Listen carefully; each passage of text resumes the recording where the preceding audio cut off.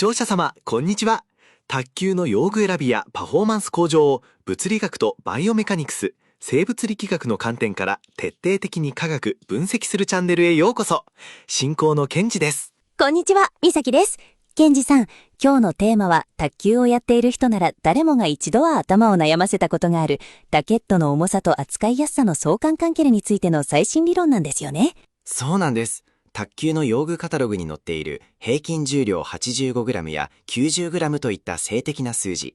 あるいはベテランプレイヤーや指導者の経験論として語られる重いラケットは威力が出る、軽いラケットは振りやすくて操作性が良いといった昔ながらの感覚論。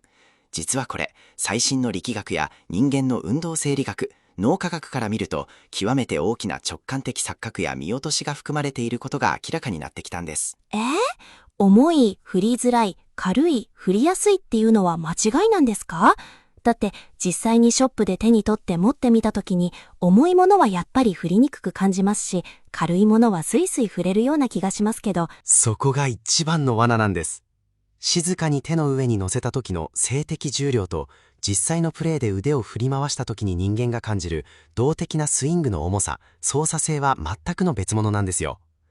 ここで極めて重要なキーポイントとなるのが、質量がラケットのどこに分布しているかという質量の空間的配置なんです。重心の位置ですね。ラケットの先端側に重さが集まっているヘッドヘビーと、手元のグリップ側に重さが集まっているグリップヘビーで、スイングした時の感覚や打球の威力、さらには肘や手首といった瞬体への負担までガラリと変わるということですね。その通りです。今回は最新の合体力学や人体生理学、さらにはスティーガスポーツの技術論文やラリーズ、レブスピン .net といった卓球用具の専門メディアで紹介されている最先端の用具技術まで総動員して、重心位置がプレーに与える物理的効果とバイオメカニクス的リスクを徹底的に解き明かしていきます。メーカーやベテランプレイヤーも教えてくれない驚きの真実や目から鱗のカスタマイズ手法がたくさん出てきますので、ぜひ最後までじっくりとお楽しみください。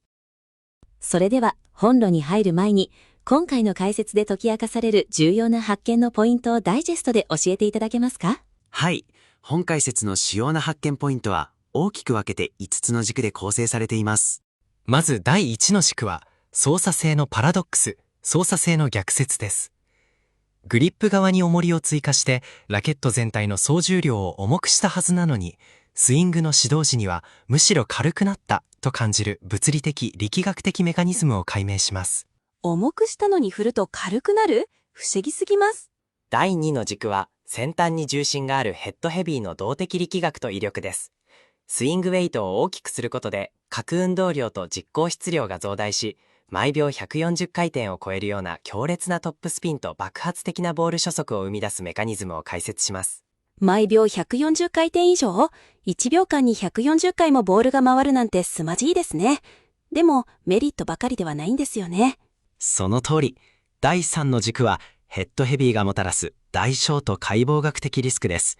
スイングの始動時に巨大な初期トルクが必要になって切り替えの振り遅れが発生するだけでなく、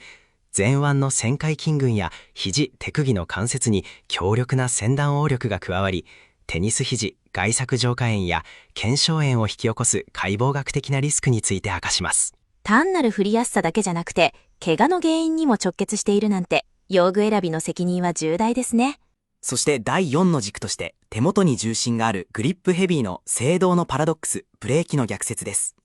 加速が非常にスムーズで素早いピッチに対応できる反面、スイングの終端で運動量と運動エネルギーが増大し、小脳の運動制御システムにフィードバックの遅延が起きて、スイングがピタッと止まらず後ろに流れてしまうという見落とされがちな副作用を指摘します。振るときは軽いのに、止めるときに止まらないなんて、これまた逆説的ですね。最後に第5の軸として、ニッタックのサイドバランサーやバタフライのパワーテープ SP といった金属バランサーの貼る位置による精密調整や、スティーガのカスタムウェイトテクノロジー CWT、イケーブレードのサイバーシェイプ、さらには元日本代表選手も実践するラバーの斜め張りやグリップ形状、FL と ST による実行重心のコントロール手法まで、科学的な最適化ソリューションをお伝えします。どれも聞いただけでワクワクする内容ばかりです。それでは一つ一つのテーマをじっくり掘り下げていきましょう。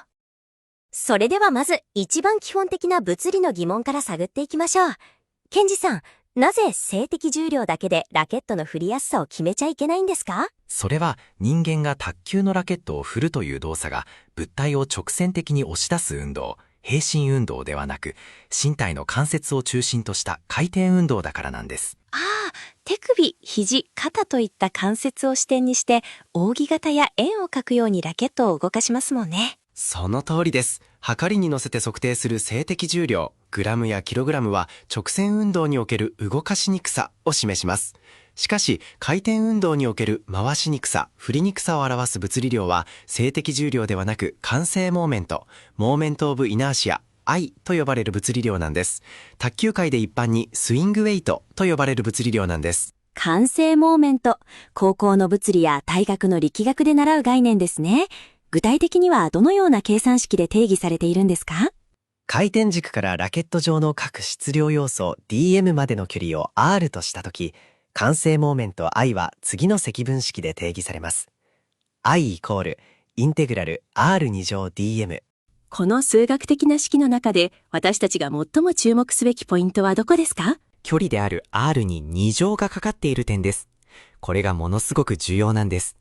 回転軸からの距離 r が2倍になれば、慣性モーメントは2の2乗で4倍になり、距離が3倍になれば3の2乗で9倍に跳ね上がります。2乗で効いてくるんですね。ということは、ラケット全体の質量が全く同じだったとしても、その重さがどこの位置にあるかによって、振った時に受ける抵抗感が別次元レベルで変わってしまうということですか？まさにその通りです。例えばラケットの先端部、時計の12時方向は回転軸から最も遠い位置にありますよね。そこにわずか 1g の重りを張ることは、手元近くのグリップ付近に数グラムの重りを追加することよりもはるかに強力に慣性モーメント、スイングウェイトを跳ね上げてしまうんです。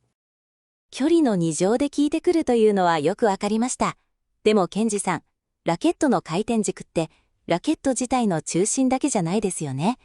人間の腕の関節も関係してくるんですか？素晴らしい着眼点です。まさにそこがバイオメカニクス、生物力学の核心です。ラケット単体の重心回りの慣性モーメントと、実際の手首や肘といった身体の関節回りの慣性モーメントの関係を結びつけるのが、物理学の平行軸の定理です。平行軸の定理、公式はどのような形になるんでしょうか？数式で表すと次のようになります。I イコール ICM プラス MD2 乗。ここで ICM はラケット自体の重心回りの慣性モーメント、M はラケットの総質量、T は回転軸、手首や肘の関節中心からラケットの重心までの距離を表しています。あ、ここでも関節からの距離 T が2乗されていますね。そうなんです。選手がスイングするとき、回転の支点は手首の関節であったり、肘関節であったりします。この関節中心からラケットの重心までの距離 D が大きくなればなるほど、関節にかかる回転抵抗 I は距離の2乗に比例して爆発的に増大します。これっていうことは、用具カタログに書いてあるラケット重量 180g という数値が全く同じであっても、重心が先端よりかヘッドヘビーか、手元よりかグリップヘビーかによって、関節が受ける実際の回転負荷や振り重さは全く別物になるわけですね。その通りです。だからこそカタログの 180g という静的な数字だけを見て自分に合っていると判断するのは物理学的には極めて不十分で危険なアプローチなんですね。ここで先ほどダイジェストにあった操作性のパラドックスについてもっと詳しく知りたいです。総重量を重くしたのに振ってみると軽くなったと感じるなんて本当にそんな現象が起きるんですか？起きるんです。しかもこれは人間の脳の錯覚や勘違いではなく、先ほどの数式に従った数学的物理的な計算結果として当然生じる現象なんです。一体どのような仕組みでそうなるんですか？具体的な例で考えてみましょう。例えば、厚手のグリップテープを巻きたり、グリップエンド、時計の6時方向にウェイトを追加して、ラケットの総重量 M を 5g 増加させたとしたらどうでしょう。静的重量は当然 180g から 185g へと 5g 増えていますよね。はい。はかりの上に乗せれば間違いなく 5g 重くなっています。しかし質量が付加された場所は回転軸、手首関節の目と鼻の先です。これによりラケット全体の重心位置が大幅に手元側に引き寄せられます。つまり平行軸の定理における距離 D、関節から重心までの距離がギュッと縮まるわけです。あ、距離 D は2乗で聞いてくろた。その通り、距離 D の減少による慣性モーメント、スイングウェイトの低減効果が総質量 M の増加による慣性モーメントの増大分を相殺するか、あるいはそれを大幅に上回ってしまうんです。なるほど。M 全体の重さが増えたマイナス影響よりも D の2乗が小さくなったプラス影響の方がはるかに大きいから、結果として全体の回転抵抗 I が減ってしまうんですね。その通りです。だから選手は静的重量は重くなったはずなのに、スイングを指導する時の振り抜きが劇的に軽くなったと感じるわけです。これが力学における操作性のパラドックスの真実です。力学の計算って本当に面白いですね。では続いて、各論の2つ目、ラケットの先端側に重さを集めたヘッドヘビー、上重心の動的特性について詳しく見ていきましょう。はい。ヘッドヘビー配置は質量をブレードの12時方向、先端部に集中させた構造です。主にパワフルな攻撃力やドライブの強烈な回転量を最重視するトップ選手に好まれるセットアップですね。ヘッドヘビーにすると、どうしてボールの威力や回転数が跳ね上がるんですか？物理学的には角運動量と実行質量という2つの概念で説明できます。スイングの角速度をオメガとすると、スイング中のラケットが持つ角運動量 L は次の式で表されます。L イコール I オメガ。スイングウェイト I が大きいヘッドヘビーラケットは、同じスイング角速度オメガで振られた場合、より巨大な角運動量 L を保持することになります。巨大なエネルギーを秘めてラケットが振られるわけですね。さらに、ボールとラケットが衝突する瞬間、先端部の実行質量、衝突時にボールが感じる合体としての重さが増大します。これにより、インパクト時にラケットがボールの衝撃に負けて後ろに押し戻されるエネルギーロスが最小限に抑えられ、エネルギー伝達効率が飛躍的に高まります。だからボールに爆発的な初速がついて、回転数も一気に上がるんですね。その通りです。ハイスピードカメラによる打撃解析データでは、最適なヘッドヘビーラケットから放たれる強烈なトップスピンは、毎秒140回転、140rps、分速に換算すると8400回転を超える驚異的なスピンを生み出せることが実証されています。毎秒140回転って凄まじいスピンですね。ボールの威力や回転数以外にもヘッドヘビーにはどんなメリットがあるんでしょうか？はい。スイング軌道のガイド効果と相手の強打に対するブロック、カウンター安定性という大きな利点があります。スイングの軌道をガイドしてくれるとはどういうことですか？慣性モーメントが大きい物体は、物理的に現在の運動状態をそのまま維持しようとする力が強くなります。つまり、スイング中に多少の体のブレや外力が加わっても、ラケットの先端の重み、遠心力だ、ブレを抑え込んで、スイング軌道を一定に保ってくれるんです。ラケットの重み自体が正しい軌道で振り抜きなさいと腕を引っ張ってリードしてくれるような感覚ですね。まさにそれがガイド効果です。特にフォアハンドドライブを打つ際、ラケット先端の重みが自然と腕を斜め前上方へと引き上げてくれるため、再現性の高いスイングが可能になります。では、相手の強い打球を受けるときはどうなるんですか？相手の重いドライブや強打を受けた際、スイングウェイトが小さいラケットだと、インパクトの衝撃で打球公式面が後ろに押されてブレてしまいます。面ブレ。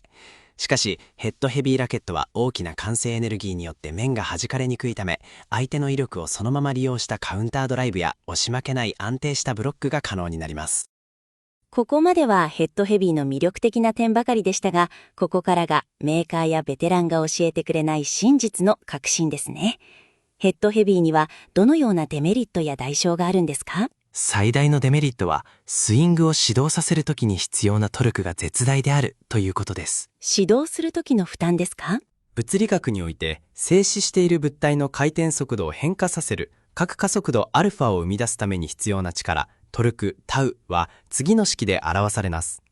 τ イコール I ×α。ここでも慣性モーメント I が掛け合わされていますね。そうです。慣性モーメント I が極めて大きいヘッドヘビーラケットは、静止した状態から一瞬でスイングを立ち上げるために、膨大な初期トルク τ を筋肉から出力しなければなりません。ということは、台上でのチキータやフリック、あるいはフォアハンドとバックハンドの素早い切り替えみたいに、一瞬でラケットを動かさなきゃいけない場面だと、筋肉の反応速度や出力が追いつかず、明確な振り遅れが発生します。ゆったりと大きなフォームで振るドライブには最高ですが、前陣での目にも止まらぬ高速ラリーや繊細な台上技術では物理的に動作が間に合わなくなるという致命的な弱点を抱えているのです。振り遅れだけじゃなくて、身体への怪我のリスクもあるとおっしゃっていましたよね。これは具体的にどういうことでしょうか？これこそが、ジュニア選手や筋力が発展途上の選手、マスターズ世代の選手に絶対に知ってほしいバイオメカニクス的リスクです。ヘッドヘビーなラケットを振り抜き、さらにそれを急激に止めたり反転させたりするとき、前腕や肘関節に巨大な先端応力が発生します。先端応力。筋肉や腱が雑巾絞りのように引き裂かれる方向の力ですね。その通りです。前腕には腕を内側や外側にひねる円界内筋や仙後筋といった旋回筋群が存在します。先端が重いラケットを振ると、この前腕の筋肉や手首、肘の腱組織に対して回転の慣性による捻転トルクが強烈に加わります。それを無理に自分の腕の力で抑え込もうとすると、肘の外側の骨に付着している腱が過度に引っ張られ、微小な損傷が積み重なります。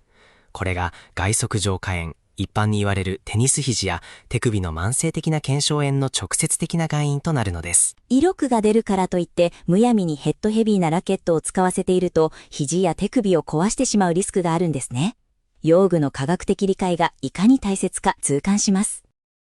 さて、続いては逆に手元側に重心を集めたグリップヘビー、下重心について深掘りしていきましょう。グリップヘビーはどんな物理的特性を持っているんですか？グリップヘビー配置は質量をグリップ内部やグリップエンド、時計の6時方向に集約させた構造です。最大の強みは圧倒的な敏捷性と操作性です。回転軸である手元近くに重さがあるから、慣性モーメント I が小さくなるんですよね。その通り。スイングウェイトが極小に抑えられるため、スイング指導に必要な初期トルク、タウが非常に小さくて済みます。つまり、少ない筋出力でもコンパクトなテイクバックから一瞬でラケットを最高速まで加速させることができるんです。サーブやレシーブ、台上でのチキータ、前陣での高速なピッチ戦では圧倒的に有利になりそうですね。まさにその通りです。自分が狙ったタイミングで完璧に打球面をコントロールできるため、現代卓球で最も重要視される前陣での時間の奪い合いにおいて、極めて高いエルゴノミクス的適応力を発揮します。ケンジさん、ここからの後半戦はさらに解剖学や物理学の奥深くに切り込んでいきましょう。グリップヘビーにすると腕の脱力もしやすくなってスイング速度が上がるそうですが、これは身体の構造的にどう説明できるんですか？非常に鋭く本質的な質問です。人前の筋肉の生理学において、緊張張力関係という重要な原則があります。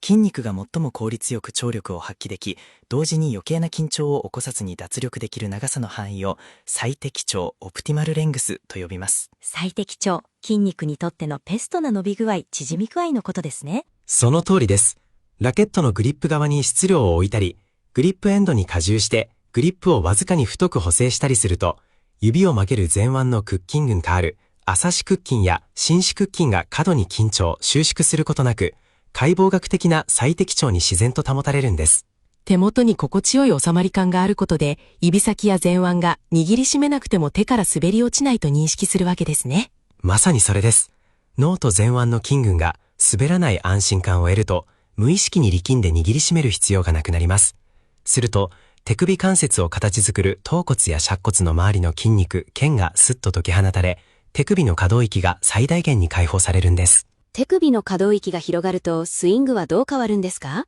腕全体を一本の硬い棒のように振るのではなく、肩、肘、手首、そしてラケットへとエネルギーが滑らかに伝わる鞭のようなしなるスイングが可能になります。前腕が脱力しているからこそ、インパクトの直前で手首を爆発的に加速させることができ、結果として力まずに最高速のスイング速度を生み出すことができるのです。力を入れるから速く振れるのではなく、脱力しているからこそ爆発的に加速できる。運動生理学の理にかなった素晴らしいメカニズムですね。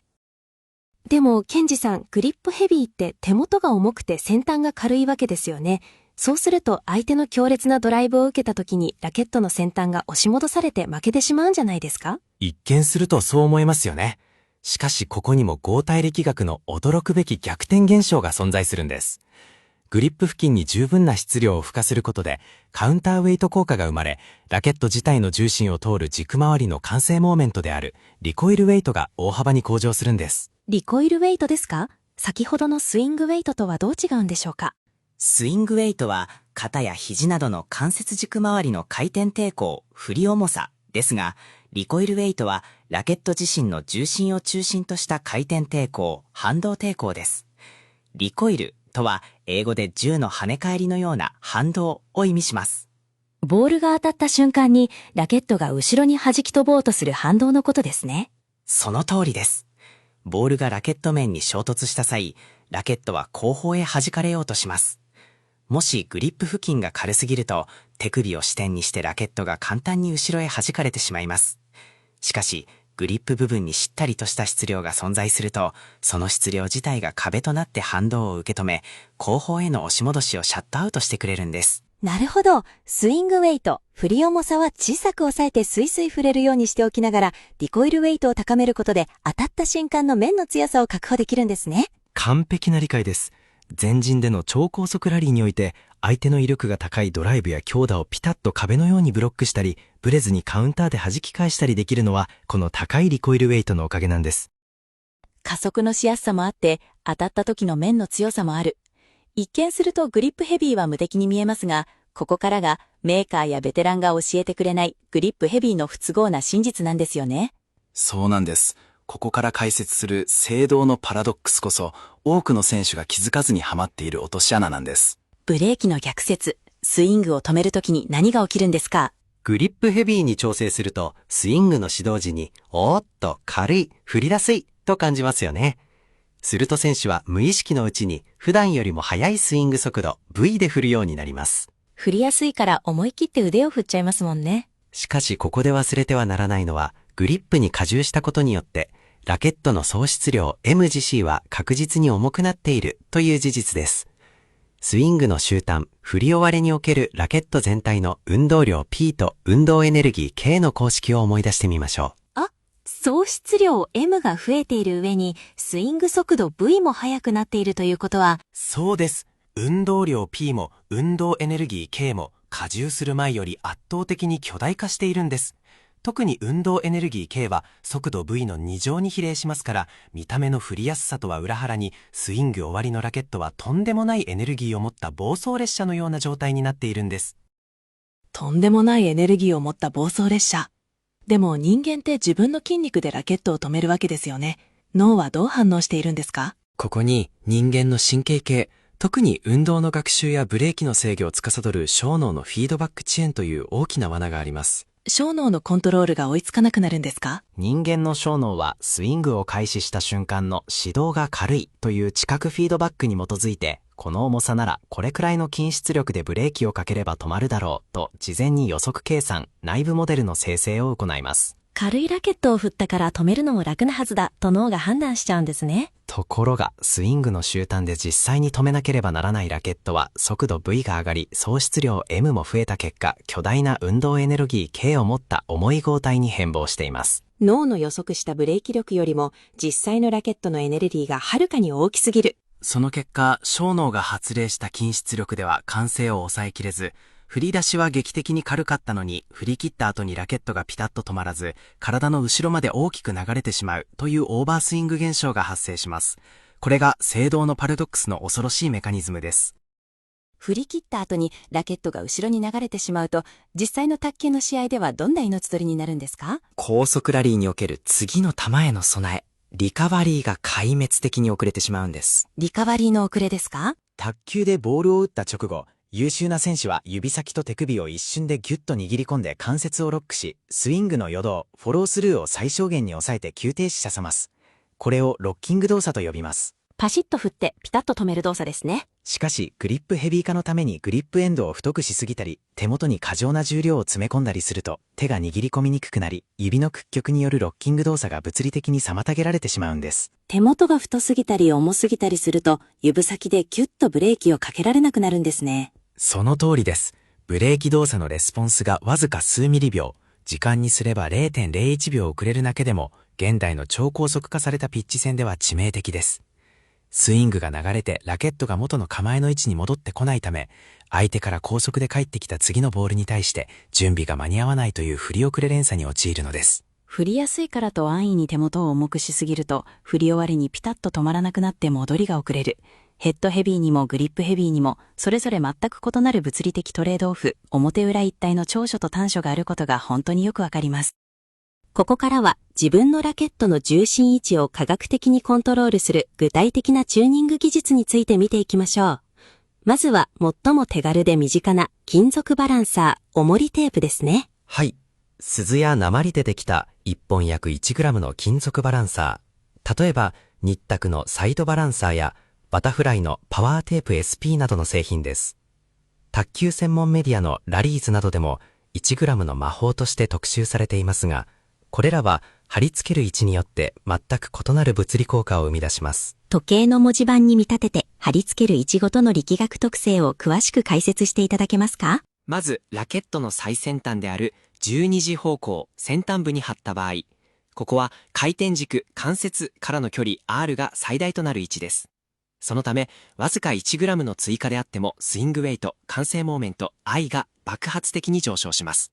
最小の重量増加で最大のヘッドヘビー化、ドライブの威力、回転量向上を実現したいときに最も効果的です。次に側面である3時、9時方向はどうでしょうか？3時、9時方向への重複は、ラケットの長軸周りのねじれ完成モーメント、トージョナル MOI を高めます。打点がブレてブレードの端で打球してしまうオフセンターヒットの際、ラケットが左右にくるっとねじれるのを防ぎ、スイートスポットを左右方向に物理的に押し広げる効果があります。スイートスポットが横に広がるのは心強いですね。では、6時方向は？6時方向への調布は回転軸の目と鼻の先なので、スイングウェイトをほとんど増やさずにラケットの総重量を引き上げることができます。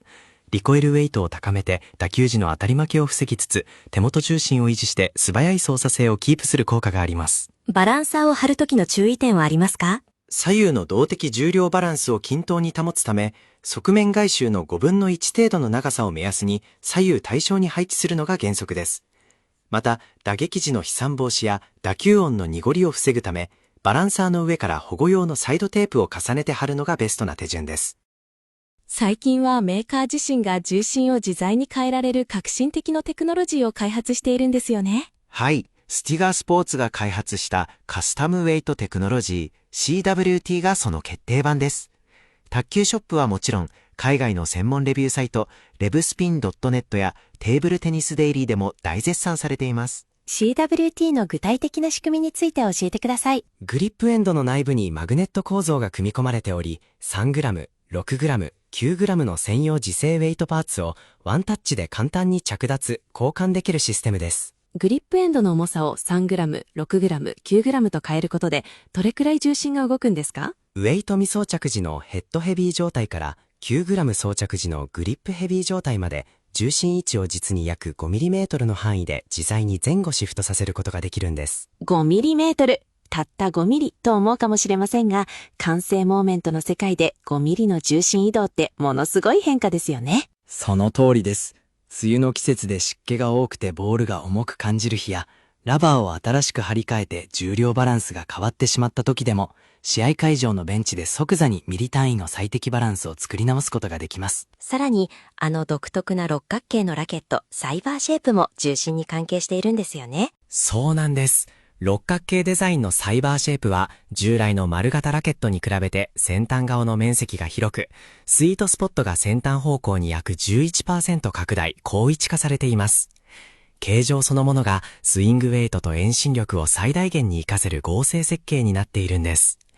また、グリップ内を中空化して重心を先端へ移すスティガの WRB 構造や、先端付近にゼクシオンカーボン等の特殊素材を配置して反発力と打球感を高める複合構造も広く採用されていますね。ラケット本体だけでなく、装着するラバーの重さや張り方のテクニックでも重心は変えられるんでしょうか？もちろんです。ラバーはラケット全体の総重量の約半分を占めますから、重心に対する影響力は絶大です。例えば、カット後の重量が50から 55g を超えるような重い中国製粘着ラバーを貼ると、強制的に強烈なヘッドヘビーになり、圧倒的な遠心力が生まれます。一方、40から 45g の軽量ハイテンションラバーは手元重心を保ちます。ラバーの貼り方にも裏技があると聞きました。爪張りと明け張り、そして元日本代表選手らも実践していた非常に高度なラバーの斜め張りです。ラバーをグリップ根元に密着させて貼る爪張りか、数ミリ離して貼る明け張りかで、ブレード上の質量分布を上下に動かせます。斜め張りって一体どんな貼り方なんですか？ラバーをあえてまっすぐ貼らず、わずかに傾けて貼ることで、ラケットの左右のどちらか一方に重心を意図的に偏らせる技術なんです。左右に重心を偏らせるとどんなメリットがあるんですか？右投げの選手の場合、基本の構えのポスチャーを取った時、ラケットの左側、バック面側が斜め下を向きます。あらかじめ重心を左寄りに調整しておくことで、構えている最中に重力によってラケット面がぶれず、静的にピタッと安定するという幾何学的な利点が得られるんです。構えの安定感までラバーの貼り方でコントロールできるなんて、まさに職人技ですね。最後にグリップ形状の選定も重要です。フレアグリップは末端に向かって太くなるため、手が固定され、手元に重さを感じるグリップヘビー感を得やすいです。一方、ストレートグリップは太さが一定なので、サーブや台上では前目を握ってグリップヘビー化し、後陣からの強打では後ろ目を握ってヘッドヘビー化するなど、プレー中に能動的に実行重心を切り替えることができるというメリットがあります。ここまで学んできた力学特性とカスタマイズ技術を総動員して、プレイスタイルや線形ごとの最適な重心設定を整理してみましょう。はい。視聴者様がご自身の用具をチューニングする際の明確なガイドラインとなる最適化マトリックスをまとめました。まず、中陣や後陣からパワフルなドライブを引き合う、中後陣両ハンドドライブ主戦系の選手にはどの重心がおすすめですか？迷わずヘッドヘビーです。先端重心に1から2グラムのバランサーを貼るか、ST グリップに重い粘着ラバーを組み合わせます。遠心力を最大限に活用し、離れた位置からでも飛距離と毎秒140回転を超える圧倒的な回転量を確保します。では、前陣で素早いピッチとカウンターで押し切る、前陣高速ピッチカウンター型の選手は？グリップヘビー、手元重心が最適です。スティーガ CWT で6から9グラム荷重するか、6次方向荷重プラス FL グリップを選びます。スイングウェイトを低く抑えて切り替えの速さを確保しつつ、高いリコイルウェイトで相手の強打を壁のように跳ね返します。粘り強く守る、カット主戦型の選手はどうでしょうか？ややグリップヘビー、3次9次荷重です。3次9次方向に1グラムずつ張って、スイートスポットを左右に拡大し、相手の強打に対する面ブレを防ぎつつ、繊細なカットの抑え込みと角度調整を両立させます。そして前陣での繊細な操作と裏面打法の切り替えが求められる中国式ペンホルダー攻撃型は？ CWT による可変微調整またはラバーの斜め張りです。裏面打法の素早い切り替え角度を確保しつつ、構えの静的安定性を保つ高度なバランス調整が勝利の鍵となります。ケンジさん、今日の解説でラケットの重量や重心に対する概念が完全にお送りされました。それは良かったです。最後に本解説の結論として大切な3つの核心ポイントを振り返りましょう。1、カタログの静的重量に惑わされるな。ラケットの操作性を決めるのは総重量 M ではなく、回転軸からの距離の2乗で効いてくるスイングウェイト、完成モーメント I と質量分布である。単に感覚で選ぶのではなく、物理学とバイオメカニクスの理論を知ることで、自分のプレーを最大限に引き出す最高の相棒が見つかるんですね。その通りです。視聴者様もぜひご自身のラケットの重心位置を見直し、科学的な用具調整にチャレンジしてみてください。それでは本日の解説はここまでとなります。ご視聴ありがとうございました。